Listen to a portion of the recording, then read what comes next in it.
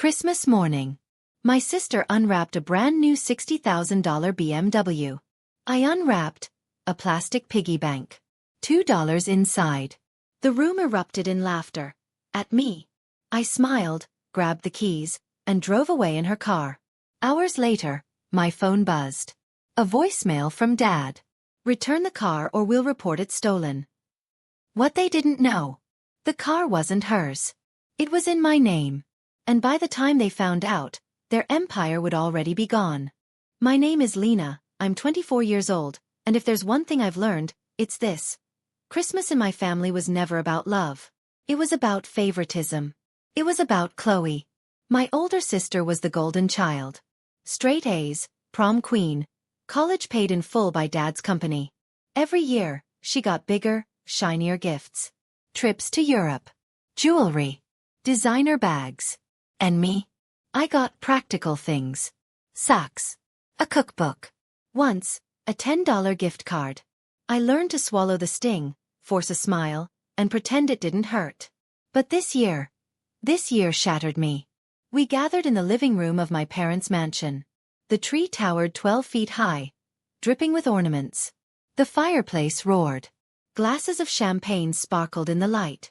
Big surprise for Chloe, Dad grinned, eyes twinkling. Chloe squealed. She already knew, I could tell. She always knew. We all shuffled outside into the snowy driveway. There, gleaming under the porch lights, sat a brand new BMW. Sleek. Shiny. A giant red bow across the hood. Oh my God! Chloe screamed, clutching Dad as though he'd handed her the moon. Mom cried. Dad cried. The neighbors clapped. It was a performance, and Chloe was the star. Then they turned to me. Here you go, Lena, Mom said, handing me a small wrapped box. I peeled back the paper. My chest tightened. A piggy bank. Plastic. Pink. 2 crumpled dollar bills stuffed inside. Practical, Mom smiled. So you can finally start saving. The laughter that followed was sharp, cruel, endless. Dad chuckled. Chloe smirked. My uncles laughed harder than they needed to. I stood there, gripping the piggy bank, cheeks burning. 24 years old. College debt hanging over me. Working 2 jobs to survive. And my Christmas gift was a toy meant for a child.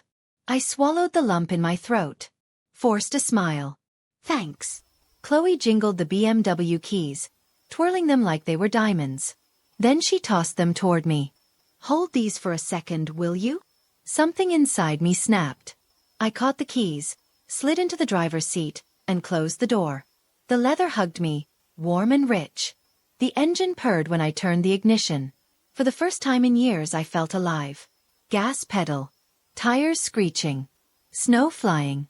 The last thing I saw in the rearview mirror was my family standing frozen in the driveway, mouths open, eyes wide. I didn't stop. I didn't look back. Hours later, I pulled into the cracked parking lot of my apartment building. My heart was still racing. My phone buzzed on the seat. 20 missed calls. 1 voicemail. Dad's voice cold as ice. Return the car, Lena, or we'll report it stolen. I laughed bitterly, staring at the dashboard. Because what they didn't know. That BMW wasn't Chloe's. It was mine. The voicemail ended with a click, but my father's voice echoed in my chest. Report it stolen? They really thought I had stolen the car. That I was reckless enough to take Chloe's gift and run like a criminal. But they didn't know the truth. Weeks earlier, I had stumbled across a set of documents in Dad's study while helping Mom with holiday prep. He thought I wasn't paying attention, that I was invisible as always. But I saw the papers. Lease agreements. Purchase orders. Names. 1 name in particular. Mine. The car wasn't registered to Chloe. It wasn't even registered to Dad. It was in my name. At first I thought it was some kind of mistake. Maybe Dad used my information for credit purposes, like he had done before with small bills. But the more I dug, the clearer it became. He had signed me on as the legal owner of the BMW. Why? Simple. Taxes. Loopholes. To protect his own name from scrutiny while making it look like his perfect daughter got a shiny new toy. I had been the pawn again. But pawns can turn into queens. That night, after his voicemail, I played the message over and over, letting the fury soak in. He thought he could threaten me.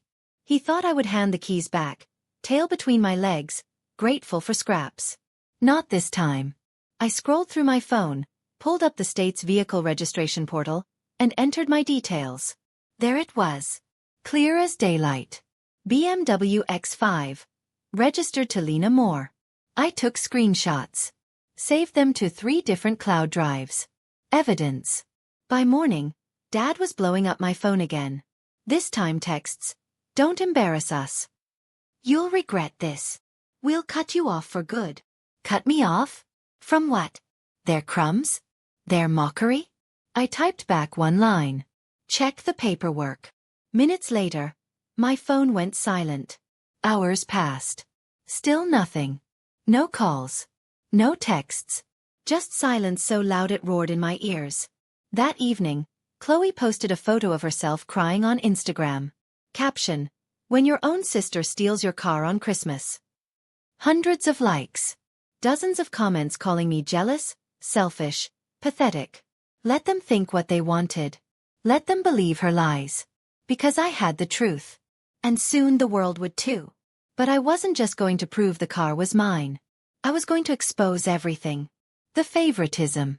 The fraud. The empire Dad had built on manipulation. Christmas might have been Chloe's show. But the new year? That would be mine. The next morning, I woke to a pounding on my apartment door. I peeked through the peephole, Dad. His face red, jaw clenched. Chloe stood behind him, crocodile tears streaming. Mom crossed her arms, glaring like I was a criminal. Open the door, Lena, Dad barked. I didn't. Instead, I pressed play on my phone speaker. The voicemail. His own voice filled the hall. Return the car or we'll report it stolen. Then I shouted through the door. Funny thing, Dad, how do you report stolen property when the registration says my name? Silence. Chloe gasped. She's lying. But I could feel the shift. The truth rattled them. Finally, Dad muttered, You don't understand what you're playing with. I unlocked the door and cracked it just enough to show the stack of papers in my hand. No, Dad. For the first time I do. Their eyes widened. They knew I had evidence. Mom's voice turned sugary sweet. Honey, we just wanted what was best for everyone. You don't need the burden of this car. Chloe deserves it more. There it was. The same script. The same golden child favoritism dressed up as, what's best. I smiled coldly. You made me invisible. But you also made me legal owner of the one thing you can't spin. That car is mine. And if you push me, the world will know what else you've done. Dad's face darkened. He pulled Chloe back toward the elevator, muttering under his breath. As the door closed, I felt my hands trembling. Not from fear but from power. For the first time, the leverage wasn't theirs. It was mine. And I had no intention of wasting it. The silence after they left didn't last long. By afternoon, my phone buzzed with a message from an unknown number. Play nice, Lena. Or your student loans double overnight. I froze. Dad had always used money as a weapon. He co-signed one of my loans in college, then reminded me every holiday that I owed him everything. If he pulled his support now, my fragile financial balance could collapse. But then I remembered. The car. The registration. The leverage. For the first time, I wasn't the powerless one. That night, I called Victor, an old family friend who drifted away from Dad's circle years ago. He had been a mentor when I was younger, the only adult who ever told me I was smart, capable, enough. I explained everything. The piggy bank. The BMW. The voicemail. The documents. He whistled softly. Lena, you're sitting on a gold mine. Not just the car. The paperwork ties into your father's company. If he used your name once, he's probably used it for other assets too. You might own more than you think. The thought made my stomach flip. Could it be true? Victor promised to help me dig. But be careful. He'll come harder now that he knows you're not backing down. The next morning proved him right. Chloe went live on social media, sobbing for her followers. She stole my car. She's ruining Christmas. My sister is jealous of me. She's always been bitter. Comments poured in, support for her, venom for me. But I didn't care about strangers' opinions. I cared about facts. And when Victor called back later that evening, his voice carried a spark. Lena. I was right. Your father's company lists you as a co-owner of 3 vehicles. And a stake, small, but real, in one of his holding firms. Legally, you've got claim to more than just that BMW. I nearly dropped the phone. My father hadn't just used me for one trick. He had built parts of his empire on my name. And now, that empire was shaking. The following weekend, I drove the BMW downtown, its engine purring under my control. Heads turned. For once, I wasn't embarrassed. I felt untouchable. But inside I was planning. Victor and I met in a quiet cafe. He slid a folder across the table. Your dad funneled assets under your identity for years. Real estate, vehicles, even a business loan. All tied to you. He thought you'd never notice. I flipped through the pages, my hands shaking. Each document was like a confession. Every signature. My name, forged. Every detail. Proof of his arrogance. My chest burned. So technically. Victor nodded. You own more of his world than he realizes. I stared out the window, memories of years of humiliation flashing through me. The socks. The gift cards. The piggy bank. All while he used me as a shield for his empire. I clenched my jaw. Then it's time he learns who he really raised. That evening, I posted a single photo on my private page. The BMW. Title in my name, held up beside it. Caption, funny how gifts work when the truth is on paper. Within an hour, my phone lit up. Dozens of texts from Chloe. Screaming messages from Mom.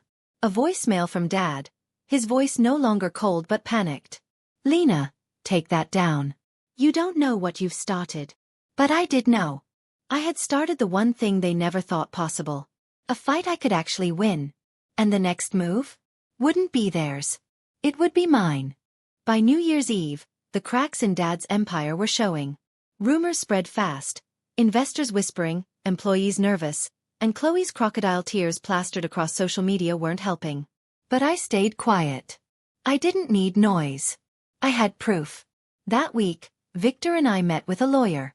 She flipped through the files, eyebrows rising higher with every page. Lena, she said firmly, you're not just an incidental name on these assets. You are the legal co-owner of several properties and companies. If your father reports anything stolen, he risks exposing his own fraud. I exhaled, relief mixing with fury. For years they made me feel small, invisible, worthless. Now, on paper I was holding the weight of their world. That night, the fireworks outside cracked the sky, but inside my apartment, the louder noise was my father's desperate voice on voicemail. Lena, please. You don't understand. These weren't supposed to come to light. You'll ruin everything. Everything? Everything he built on lies. On New Year's Day, Chloe showed up at my building. No cameras this time. No dramatics. Just her, shivering in the cold, makeup smeared. She whispered, Dad's panicking. The banks are asking questions. If this goes further, we'll lose everything. Please, just hand the BMW back. Delete the posts. We'll make it right. I stared at her. This was the sister who laughed when I got socks while she got designer handbags. The sister who smiled when I unwrapped that piggy bank. Now she was begging. I shook my head. It's too late, Chloe. Tears welled in her eyes, but I didn't move. She walked away without another word. The next day, the board of Dad's main company held an emergency meeting. The lawyer helped me file a claim for my stake, and when Dad tried to deny it, documents shut him down. The room was tense. My father's face pale. My mother glaring. Chloe silent. And then the board turned to me. Miss Moore, the chairman said, what do you want to do with your shares? I stood tall. My heart was pounding, but my voice was steady. I want control. I won't let this company collapse under secrets. If my father can't run it with integrity, then I will. Gasps echoed. My father's fist slammed the table. But it didn't matter. For the first time in my life, I wasn't asking for permission. I was taking my seat at the table. The fallout was immediate. Dad tried everything. Bribes. Threats. Even one last voicemail dripping with rage. "You'll regret this, Lena. You'll end up alone." But it was already over. The board sided with me. Investors rallied.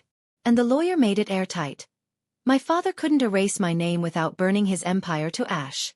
The BMW that started it all sat parked outside my new office, a symbol of every insult I had ever swallowed.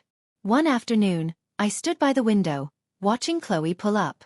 She stepped out slowly, no cameras, no smug smile. Just defeat.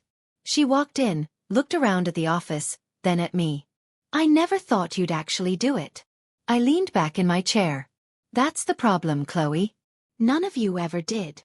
She bit her lip. "Dad's health is failing. He's broken. Mom won't leave the house. You've destroyed them." I stood, my voice sharp. "No. They destroyed themselves. They raised me to believe I was nothing, and then they used my name to hide their lies. All I did was stop playing along." She didn't argue. She just nodded slowly, then left. That night, I listened to Dad's final voicemail one last time before deleting it forever. His threats, his anger, they no longer owned me. Christmas had been Chloe's stage. But the new year? That was mine. I sat at my desk, the BMW keys on one side, legal documents on the other, and whispered to myself, "They gave me a piggy bank. I built an empire." For the first time in my life I felt it fully. Freedom. Power. Justice. I wasn't the forgotten daughter anymore. I was the one they'd never be able to forget.